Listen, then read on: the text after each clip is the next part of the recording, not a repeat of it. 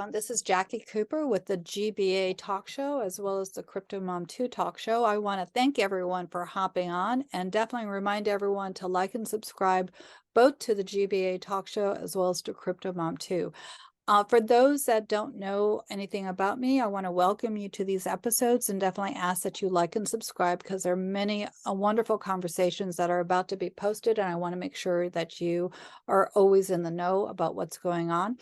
My background is that I am the GBA talk show host, and I am very excited to be that because GBA is an organization that is active in educating in the blockchain community, and they have some wonderful conferences that happen more than once a year, and they are doing a lot of creative things.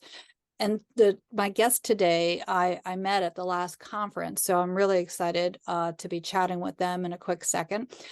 My background also is law, and I got into the blockchain space because I was curious about what was going on with this technology.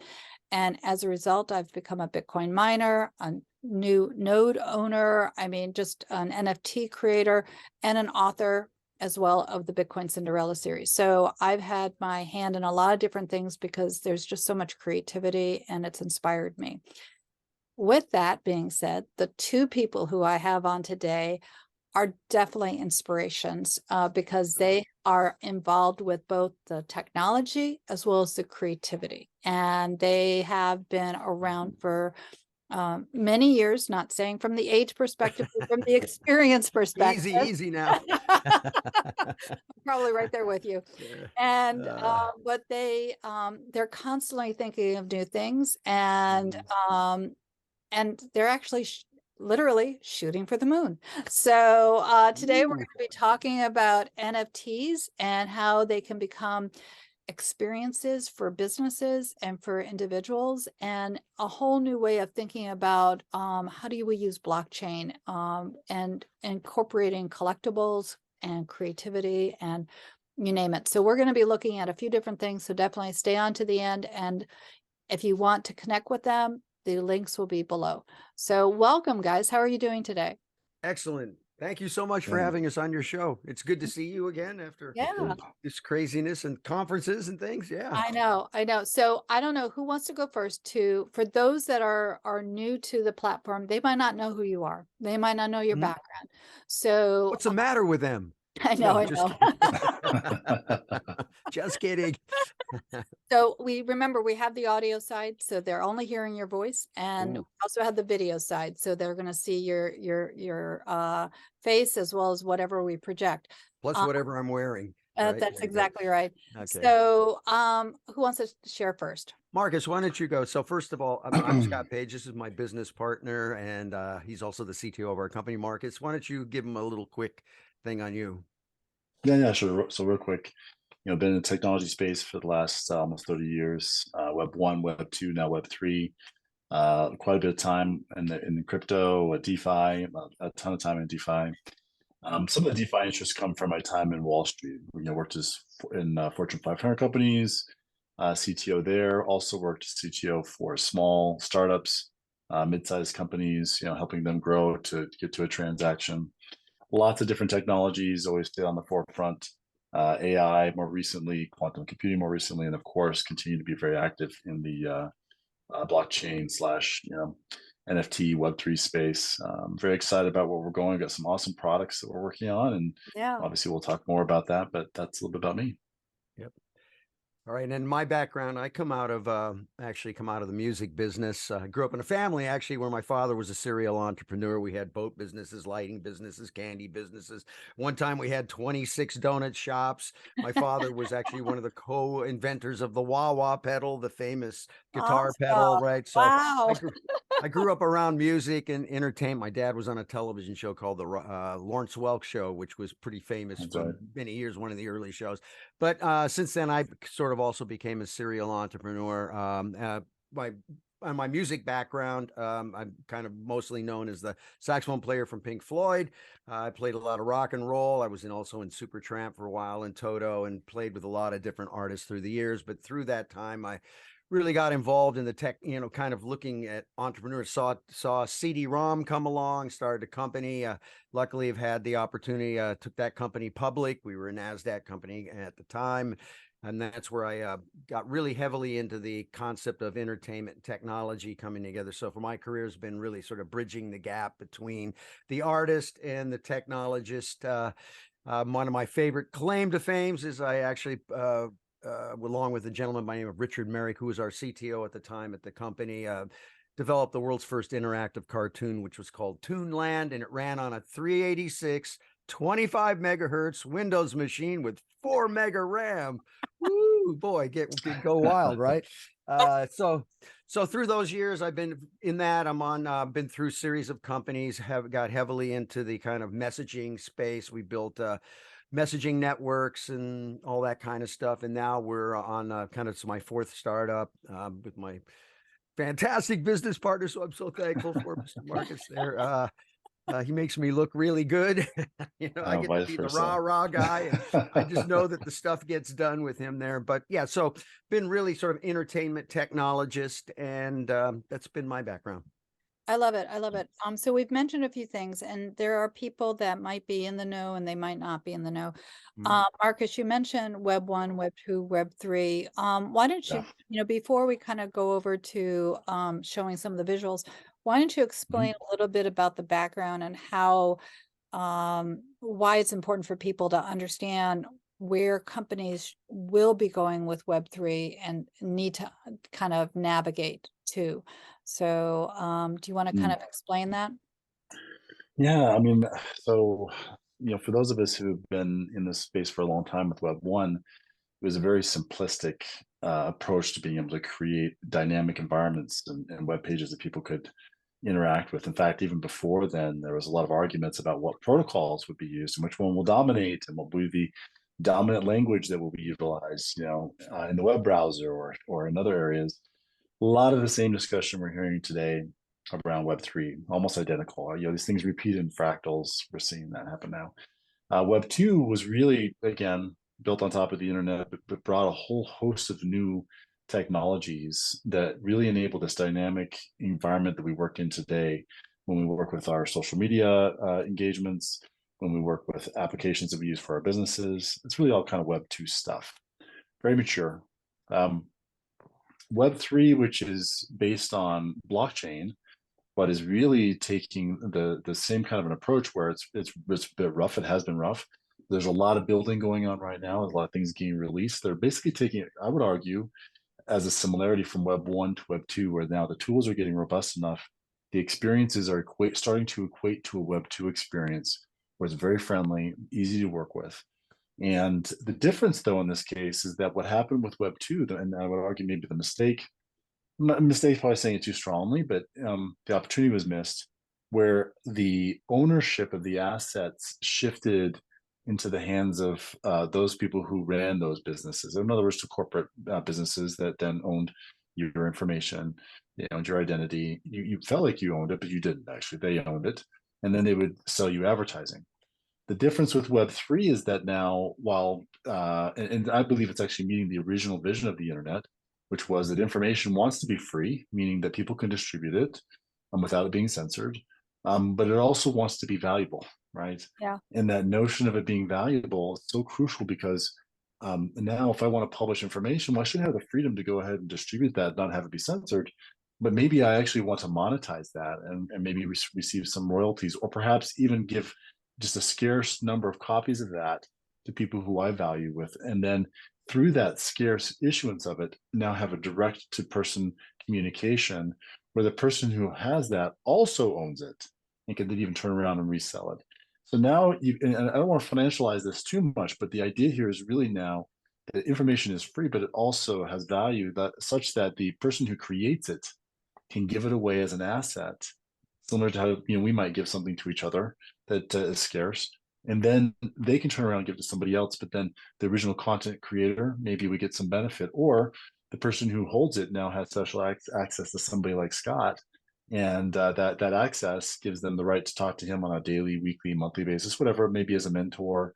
And it's now becoming this social contract even more than just information that gets created, which is very valuable. And I guess one last thing I'll mention, which also I think is very also very important, is that because of the way this stuff works, we can attach this ownership of an object, this digital object, to real world surroundings, such that now that I own this object, I can now, as I travel and go places, it will it will kind of say who I am, though not revealing my privacy. You know, those privacy details are very important, and allow me then to be able to gain access into events, gain access to certain individuals, perhaps receive rewards for different things without having to give up a lot of private information or any private information whatsoever.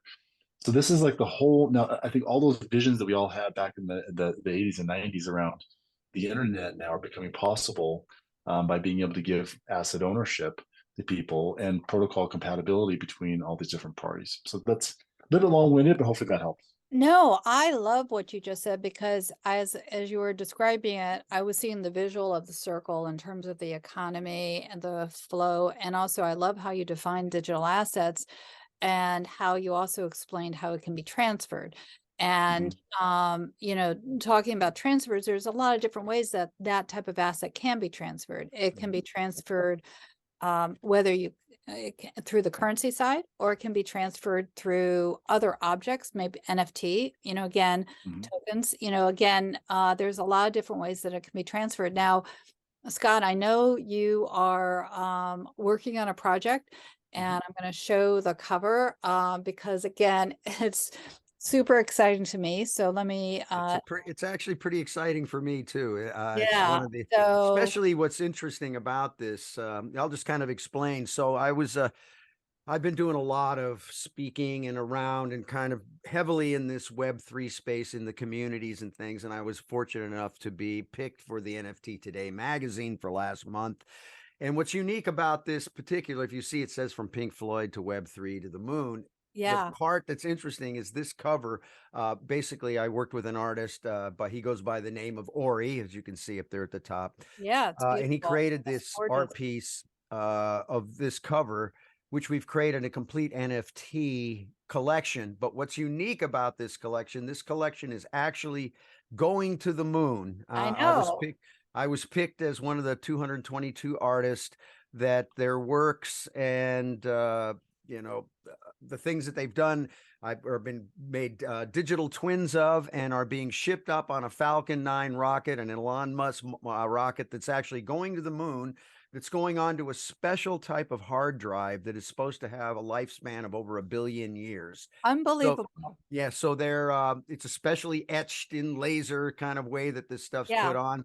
And so this is going up. We're waiting to see it sometime in the summer. We haven't got the exact dates yet, but that's going to be going up. And what they're doing, it's called the Luna Prize. And what's also unique is that they've built a museum of all the objects and stuff that are actually being put on the moon, so people can actually go see what was put up there at the time. And it's not just arts or covers. I actually put my entire life on there. I put 7,000 objects up onto the moon. So that's where I live now. I'm a moon man. But yeah, so I'm very excited about this. And this is also a project which is also part of where we're bringing into our company. Lootfinity, we've launched a platform we're working on right now called Loot 8, and this is going to be part of that whole launch coming up here very soon. And So yeah, I'm very excited about this project. And this is going to be a very interesting NFT. So people are going to actually be able to own pieces on the moon, which is kind of going to be interesting. And when we basically the NFTs, it'll come out. If you have one of the actual moon ones, you'll actually get the ownership of that. And at the same time, in the museum, you'll be known as owning that specific asset that is actually sitting on the moon. And there's not a lot of things going to be sitting on the moon. So not it at should all. be interesting. So where's this physical museum, or is it a virtual museum? It's going to be it's basically a metaverse museum that they're Metaverse building, museum. Wow. but they're actually there's a lot of talks right now. They're going to be doing some physical museums that you can go in and see the digital goods, and there's a whole lot of things coming up here that'll be known. There's not a lot of information on this yet because we haven't really had the full blown. Okay, time to tell everybody, but we're telling you, GBA. Yeah. Yeah. We're giving you a little So sneak peek here on what's going to the moon. Yeah, and so this is, definitely, as I mentioned to both of you before, this will be our episode 2 or 3 or 4, as there's a physical launch, we'll be able to do a follow-up on this. So, if people are interested in obtaining one of these NFTs, how would they go about doing this? Is that going to be through the app that I'm going to be sharing in just a second, or is that going to be through a different way? Right now we're still pulling together the exact strategy and how we're going to launch as we have ideas. We're building out the tokenomics and stuff for this as we go. Yeah, some of these we're actually very, our platform and what we do is we're multi-chain. We run across all platforms, and that's one of the things about NFTs is where is the right communities? Where are the places that the best places to launch an NFT? It depends. If you're doing specific kinds of cards, that might be great on the Wax platform. If you're doing one of ones, that might be great as an ordinal, because now there's new things that are happening with the Bitcoin side of things. Yeah, there is. So there's a variety. So we don't really have a thing. So I mean, the best thing would be just kind of follow me. Everything I do is IAM Scott Page. You can find me on that's the same on all the socials, and we'll be talking more. And we've also been really kind of working now, getting close with the Shiba Inu community. And so there's some things that we may be doing with them right now. So yeah, it's all formulating, but just, keep your eyeballs peeled, follow me, and you'll find out when this actually launches. Yeah, and I also will mention that the links that are going to be embedded below will be updated. So as we have new information on how you can obtain one of the NFTs, or connect with Scott or Marcus, that information will definitely be there. So definitely follow everyone, but you can also come back to this episode and click on any of the updated links. So we'll definitely be doing that. I'm going to be sharing for a second. Let's see if I can do this. We have our app here that you were talking about. So let me set this up a little bit, just yeah, real quick. please do. Please do. What we're trying to do is we realize I've been in the kind of the around the crypto space since about 2011, 12, kind of following it along. Luckily I belong to a group called Metal Media Entertainment Technology Artists Leaders, and it's kind of the who's who of the crypto world. So I was been around it and really got focused into this NFT world when we all of a sudden I followed a bit of crypto kitties and crypto punks in the early days. And to be truthful, I didn't really get it at that time. I thought, okay, great, but I did the light bulb didn't go off to me to make me realize that I believe this is the most important technology to come along. It's the people's movement. It's an incredible opportunity to change the globe in many ways, give opportunities to people in different ways. And that didn't hit me, but once that hit me, I was, oh wow, this is crazy. So I got involved, and people were calling me up because of my Pink Floyd days and said, hey, you should be NFTing all this stuff. And so I started really getting into it more, met with some companies, wasn't real happy at the time. I met a guy, we started talking. I brought some of my blockchain buddies in since I've been part of this, and we went out and I got lucky and sold my first NFT that actually we promoted for $1.1 million. And so that was that got my attention. That's better than my first NFT, which was 36 cents. So right, there you go. Again, it was the Rolling Stones lips, the drawing, basically the famous lips, which is I basically pulled the people together for that. I didn't own that piece of art, so it was obviously split up amongst us, but it got my attention because it was actually Ruby Mazar who designed the original Rolling Stones lips, and he had just done a set of art. He was getting ready to do a big art show. We said, hey, we should NFT this thing. And it's funny, the one that sold for 1.1 million was a happy face with the Rolling Stones lips on it. So he did a bunch of variety of things. But anyway, that got me into it. And then I started, I'm going to jump into this. And then I went, holy crap, this is hard. Right. This is really hard. You got to have people that write Solidity contracts. They're, basically writing, not how to write smart contracts. And then once you do that, now I've got to get people to get my NFT. Well, wait, you don't have a wallet. I got to go to MetaMask. And then, don't forget your seed phrases. And that's just it was main. And then the part that got me from there was how do I manage my audience? I got to go over to Discord.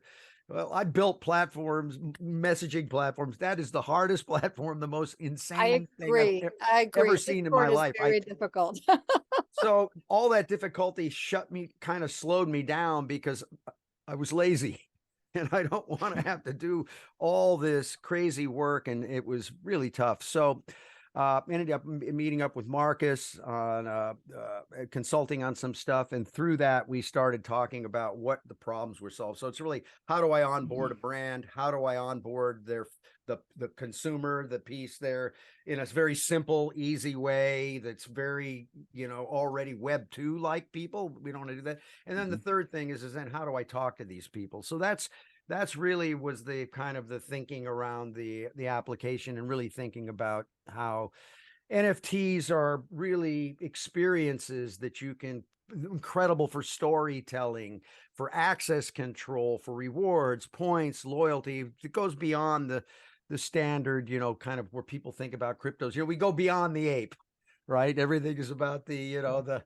Bored Ape Yacht Club. And if you look at the Bored Apes, I mean, it's an incredible, people don't realize that it's not about this JPEG. It's about the rights, the permissions, the roles, the things that you have in the smart contract to be able to, what rights do I have to the asset that I just bought? And how can I exploit those assets? And how can I build on them? All those types of things. You're bringing up a lot of things that, my legal mind is thinking, oh, I got to go and read that smart contract in there. I got to see what the terms and conditions are.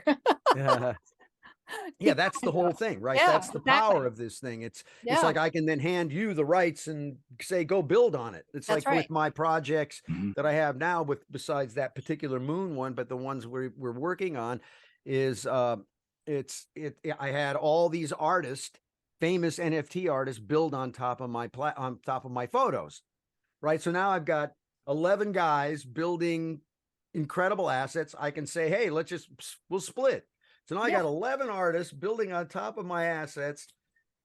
Goes in the smart contract. I don't have to do anything anymore. They go build on it. They sell. I get my royalties. It's fantastic. And I Cool. want to bring that up again, because I know, Marcus, you mentioned the residual aspect of it. I think this is really important to mention, is that you can create a product, and built within that smart contract is that residual. So every time it gets resold, you get a royalty, which in the past, I know, Scott, as an artist, you might had to have negotiated, when you first started, what your royalties were, or even if you got, what the level was. Now you have the freedom as an independent person to set the rate and have it keep going. So it's, definitely freedom. Yeah, this is the ultimate direct to consumer model. It's wallet to wallet. I got this little robot network over here called the blockchain that's handling all my transactions and all my stuff for me. It's incredible. I mean, it is so powerful. This is I call it the people's movement. And the reason I say this, because I say this story on every podcast. So excuse me if anybody's heard me before. I'm going to say it one more time. I went to this NFT meetup about 9 months ago. Gosh, time's flying. And there was this girl gets up. She's 19 years old. She says, I'm a photographer and I love photography. I get up every day. I eat, sleep photography. I want to be a great photographer. I got into NFTs 9 months ago, and I'm so happy now because I pay all my rent. I pay my car payment. I live 100% off my NFTs.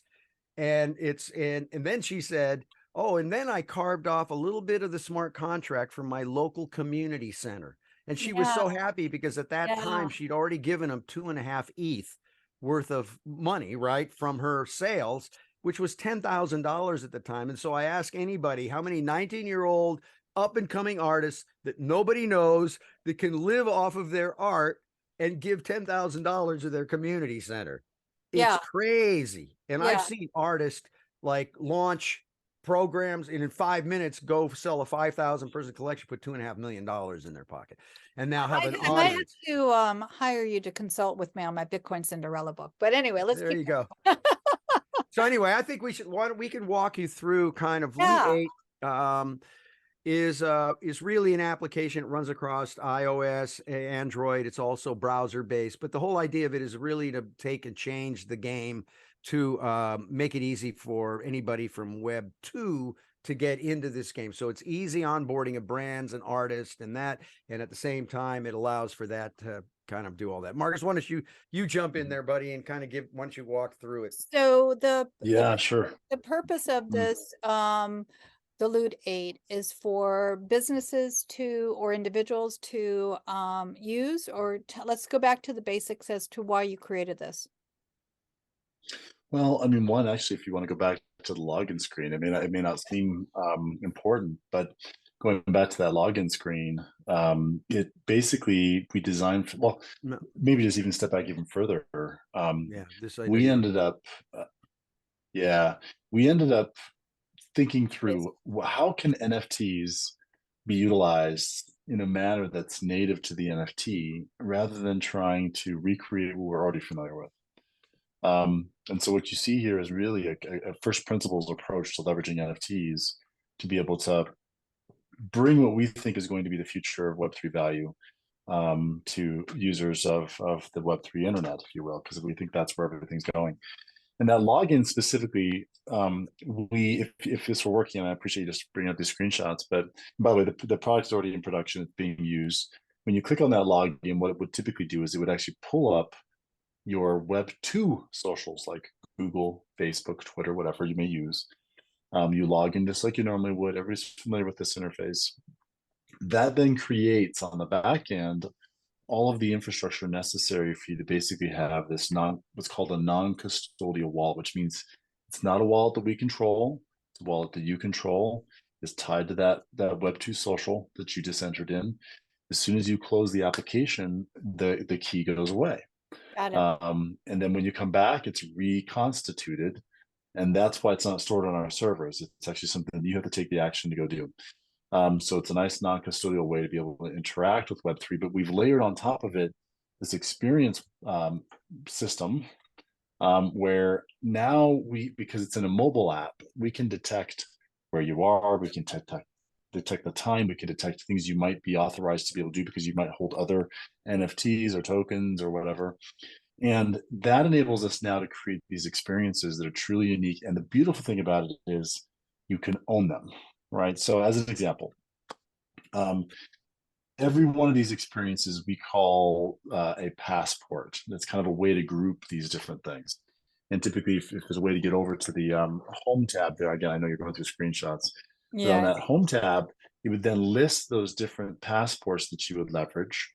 And those passports are passports that are experiences that you collect perhaps as you go to a location like a bar or club, or to a sporting event or to a musical event. And by being there, you'll get a passport that will drop in. And that passport then opens up for you a social network or people who have access to that same passport. It opens up to offers. It opens up to you. Yeah, there you go. Perfect. That's what a passport looks like. Mm-hmm. Yeah, and that's Scott's passport, by the way. He actually plays at a club in West Hollywood sometimes, and a lot when he's playing, there's an offer for a drink. There's a social network there that only those people who have this passport can communicate in. There's a bunch of digital collectibles that get dropped during the period, at different times during the evening when he's playing, which also have social networks attached to them. So it's a wonderful way to have an exclusive, secure environment for people to communicate. There's no bots because you have to be a human being to be able to collect these. It is possible to game it, so perhaps a bot would get in there, but very difficult. And so you're talking to people who truly care. I mean, fans of Scott and or the club or whatever, they are the ones in there talking. And you don't need 10,000 people. No. You only need to have a handful who are there interacting. And of course, if you're using this for monetization, where they might be selling those digital collectibles, or you're selling, buying offers, since they're super fans, they're also more willing to be able to buy things. And actually, if you can stay on this tab, this is actually a great tab too, by the way. There's a maps tab there that you just clicked on, and this is actually a really nice view because when Scott's playing, we actually put out with GPS coordinates different images, NFTs that are mapped to a street mural. Yeah. There's a number of street murals throughout LA where if you get within 50 meters, boom, it drops in as a digital collectible, and now is yours to have, and with a social network. And it's a great way to walk around town and just start to collect these, these murals. And these murals were recreated. I'll be perfectly honest with you. Most of them, we used AI to create an impression of the mural. Though some of these come from a very famous art shop called Lakshmi, and some of their art actually is also offered up through here. Or in the case of the one there on the bottom left, there was actually a restaurant that we created a digital collectible for. That if you go into the restaurant, you get that digital collectible, and then you can talk to patrons of the restaurant, for example. So all of those tabs, I think they're relatively straightforward to understand. You've got offers, you've got friends that you communicate with, you've got portfolio and wallet. Yeah. But all the things you would expect to see when you want to be able to communicate to people who you may have met at an event, but you're no longer at the event, or you want to communicate with Scott because you have this special connection with Scott through one of the collectibles, and you want to communicate directly with him.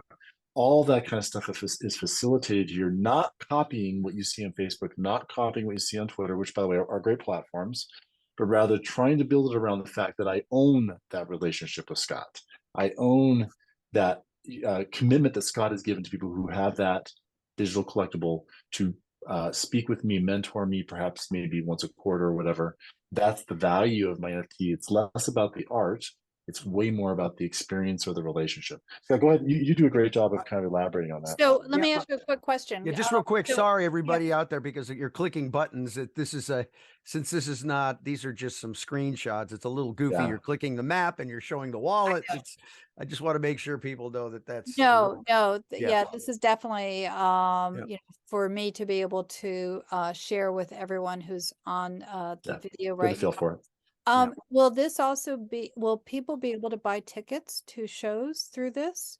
Or because I see the event side. So I know that, again, you talked about the experience. Yes.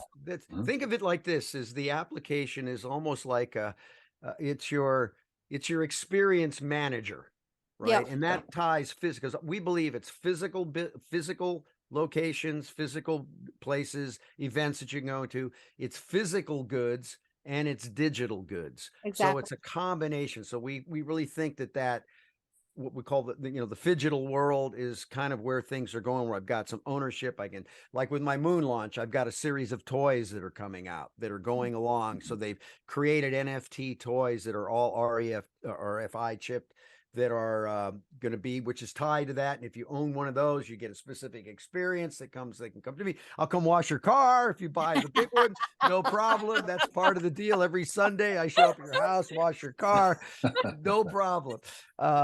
So it's really thinking about that live aspect of it. So you could imagine if there's been some talks of some local cities that want to kind of tokenize their city. Yes. So you can imagine with our app, you could have all the vendors in your community could be tied into the app. They'd have their own passports. As I'm walking by the Cheesecake Factory, boom, I got an offer that just dropped into my thing. It gives me 50% off dinner if I show up at that time. On top of it, oh, by the way, I had a famous artist that worked with us at the Cheesecake Factory. He's releasing 300 of these special NFTs by this famous artist, which are real valuable. If you show up between 7 and 8 o'clock, boom, it pops into your wallet.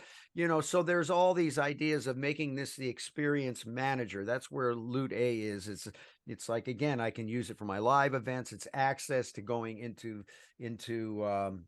events, conferences. We just use this at Tulum Crypto Fest. We used it in Belgrade. We've been doing a lot of testing, kind of, we're big lean startup guys. We want to test and validate, make sure everything's working well, and go through all those kind of processes. But really, this is experience manager. Yeah, no, I love it. I can definitely see a lot of applications for this, especially in today's community. The wallet, does it have to be a certain type of wallet? Does it have to be like MetaMask, or does it have to be on a certain chain? How does one connect it? No, great question. Great question. Yeah. So we support all the chains out there. Wow, that's awesome. Yeah. So it's all of these chains that you're communicating with, it's just an RPC call. So it's easy for us to be able to do that. And then of course a private key that's associated with that. So We support all the different wallets. Today, we're, so far, I'm sorry, all the different chains, I should say. We so in other words, let's say for example you've got a MetaMask wallet, that is a separate wallet, unnecessary to be able to use ours. Ours itself is underneath there a wallet. It's just that it doesn't look like one because we're not trying to present ourselves as a traditional crypto system. We're really trying to present ourselves as what we think the Web3 of the world is going to be, where underneath there are assets that I own and experiences that I own and relationships that I own. But it doesn't mean that I have to know that they're crypto based or anything like that. They're just a relationship that's represented by a piece of art or memories or videos or whatever else. And it just so happens though that by owning that personally, I now have that access rights to go do whatever that may be, or receive whatever that might be. And so, yeah, it definitely accesses all the different chains as necessary. And so when a new opportunity comes up for us and they want to use a different chain, we're happy to go do that. Bitcoin, Ethereum, Arbitrum, Avalanche, whatever, it doesn't really matter. It can connect to those. And the nice thing too is that it can connect to all of those simultaneously. The web app itself can go out, look at what's going on with the different chains, bring that back to you as a summary, and make sure that you don't lose out on any of the opportunities that may be being presented because one's hosted on Avalanche and another one's hosted, for example, on Polygon, if that makes sense. Yeah, it makes total sense. For those that might be new to the blockchain world, each coin might be on a different chain, primarily Bitcoin, and then there's Ethereum, and then you have these alternative chains that have been built. So I can't wait to download the app to see. And Jackie, if you don't mind, I want to mention too, since the way you just described that, it's really important to recognize that most of what we're referencing here is actually not the coins. Most people associate this with coins. I'm glad you mentioned that. True. Thank you. Yeah, Thank you. most of what we're doing actually is we're calling out to the smart contracts. We've got a lot of logic that's sitting out there, and that's how we tie, for example, these real world experiences to. It could be a coin like you described. That's fine, or an NFT, or it could literally just be a smart contract that's like a deal that I have where I can burn through a certain number of experiences, then it expires. But those smart contracts is what we're referencing. So those are all sitting out there for us to be able to then call simultaneously. In fact, the business logic for the core of the application sits on Arbitrum, which is a layer 2 on top of Ethereum. So when you're using the app, it's actually making these calls out for business logic to Arbitrum to be able to operate. Wow. Most people don't realize, No, yeah, it is. It's really cool. Yeah, I mean, that's a whole nother conversation about how that works. And I mean, when you were explaining it, I kept thinking, okay, well, what do I do next? I mean, there's things that I don't know. Well, I know there's so much I don't know, but I kept thinking, okay, well, which wallet would I then connect to you with? And, so I know that you're going to make this very easy for individuals who have very, very limited knowledge, new knowledge, as well as those that are more experienced. Or no knowledge. No knowledge, exactly. Yeah, well, you have to have a little bit of knowledge to, but you can be being a teacher, you can be at the kindergarten level, let's say, and not at the graduate. That's the idea. That's the idea. In fact, we one of the things that Scott kind of alluded to, but I do want to mention it because it's useful. I say this also because we do talk a lot about the physical world. It's not just GPS. We believe very strongly that everything in the world has an opportunity to be tokenized. Yes. And if I'm selling a good, like, for example, these toys that Scott was talking about that are going for the moon launch, there's being able to have ownership of that toy, but then being able to get the digital twin of that, and then having that digital twin be able to be my relationship with Scott. That is something that's never been done before. It's authenticated. It's something that is verified. There's no way that an AI can spoof that. It guarantees that I've got now this special relationship with Scott because I have that physical item that is paired to a legitimate one-of-one digital item on this other side, and that's also part of the magic. We really didn't go into much how we do that, but we actually have that built into the application as well to enable those two to be merged together. So you have a physical and a digital version with all the rights and privileges that come along with that. That makes sense. Amazing to me. It really, really is amazing to me. One question before we, might need to be thinking about doing another episode because there's so many things that I want to be asking you guys. If I own a collectible on this, am I able to move the collectible to a cold wallet or to a different location, how does that work? Just Yeah. curious. Yes, for sure. I want to be really clear that we are not trying to create an AOL kind of experience. For those who know America Online from way back when, this is not a closed wallet, right? This is intended to be open. Yeah, yeah. We are trying to make it easy. When you're interacting with our system, we are paying all the gas costs. You don't pay those gas costs. That's Phenomenal. why it works so well. Yeah, that's you don't have to go out and get some ETH or some Matic or whatever. Um, so though, but for those, to your point, like if I've collected a really valuable digital collectible, and look, to be honest with you, I'm in the same boat. I would prefer to go put that into a wallet that I've got secured, a cold wallet somewhere, and then not touch it, right? And you're totally welcome to do that, right?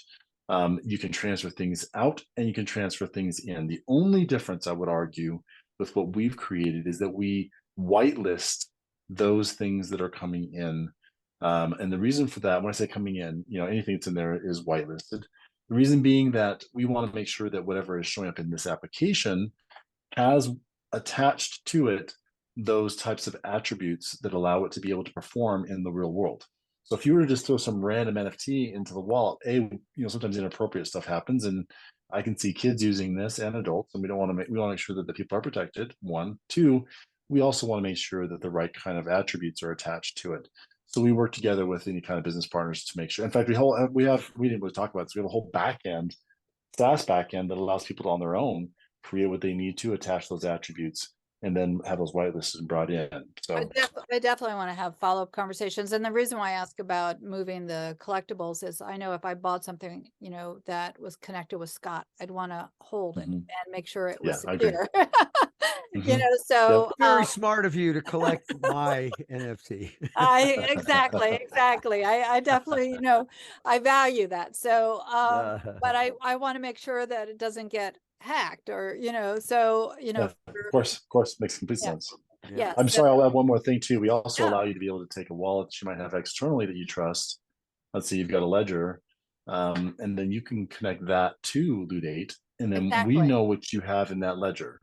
So you don't need to store it inside of Ludate, and we can now know what you've got. We can then layer all the attributes on top of that, but it's being held by your ledger. And that again gives you that extra level of security because you trust your ledger. Maybe we're so new, or maybe there's something about the way we operate that, just feel better if it was over there on ledger. And we completely respect that, 100%.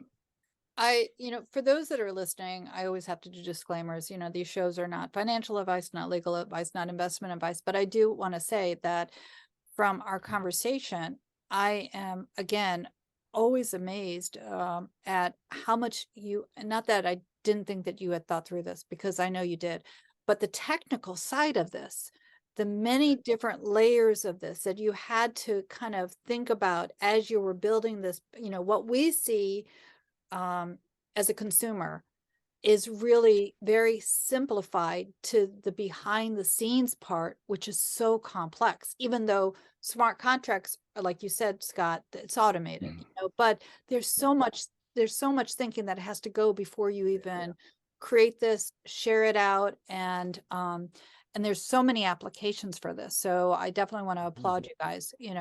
I know artists that will want to use this. I know other people that will want to use this. Yeah, for sure.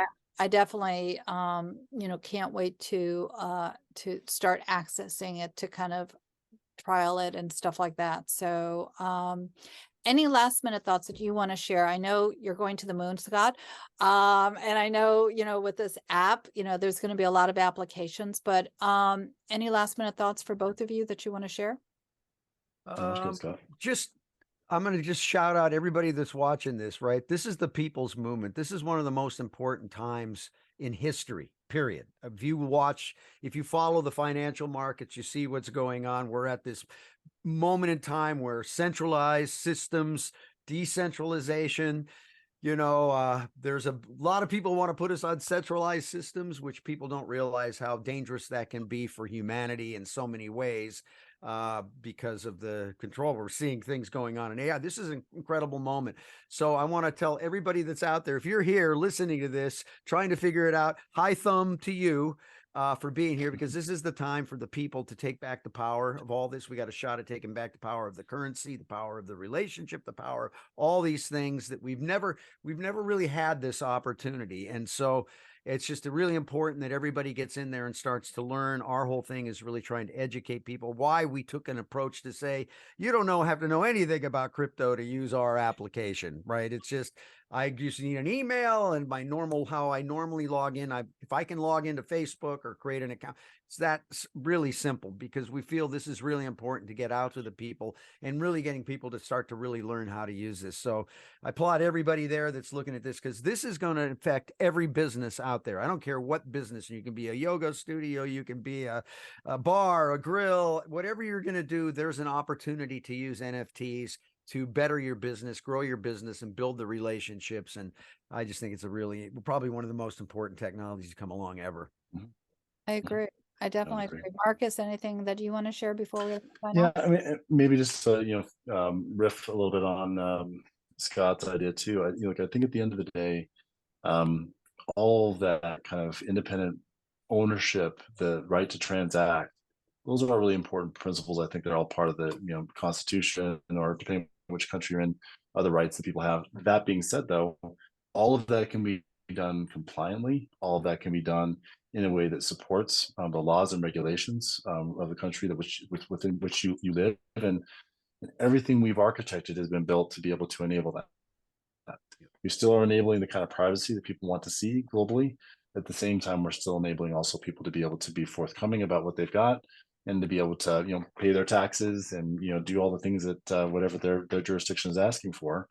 And I think that kind of a view, which we do take all the time, and try to make sure that we still give people what they deserve as human beings, at the same time making sure that we're supporting what we're being asked to support with where we're at, that finding that balance, I think we're doing a pretty good job of it. And I think the beautiful thing about the technologies here, just as a last comment, is that they are transparent. You can actually see the activity that's happening online. You can actually see what's going on. And so the beautiful thing about this is that nobody's hiding anything. Everybody's coming at this with good intent. And I can say without question, Scott is one of those people who has been this long enough, has been through a whole host of different life experiences, and is doing nothing but trying to bring something special to people for them to be able to own and move forward. And our main principle as a group is we want to serve the underserved. I mean, maybe it didn't come across in today's presentation, but we believe that the lowest cost thing to acquire is a digital asset. It doesn't require anything physical. So if we can offer that opportunity for people, and then give them some way to be able to then participate and possibly monetize, or maybe even just have a relationship they otherwise would not have gotten that in the traditional physical world, that makes me feel good and feel like we're actually making a difference. I agree with you. And there are things that I can also piggyback on that. One, what you talked about is the ability for people to be independent entrepreneurs and follow their passion, and had the freedom to also give back to their community, which is something I definitely believe in.